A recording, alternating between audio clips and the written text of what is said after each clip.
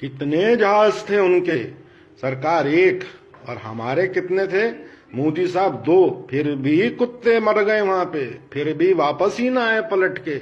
सरकार वो पाकिस्तान है मोदी साहब, पाकिस्तान, समझ गए, उसका नाम पाकिस्तान है। वहां जो मां बच्चे को जन्म देती है, उसके कान में पहले आवाज होती है अल्लाह अकबर अल्लाह अकबर। उसकी मां के सोचती है कि ये मैंने बच्चा पैदा किया है पाकिस्तान पे, इस मुल्क पे शहीद होने के लिए। अबे गाय का पेशाब पीने वाले मोदी, कुछ अकल कर। तूने अपनी गरीब आवाम को मरवा दिया, जिसके पास रोटी नहीं है खाने की तूने उसे बमों के नीचे लिटा दिया। शर्म कर बेगैरत चाय बेचने वाले, जाके दोबारा चाय बेच और अपनी गाय का पेशाब पी।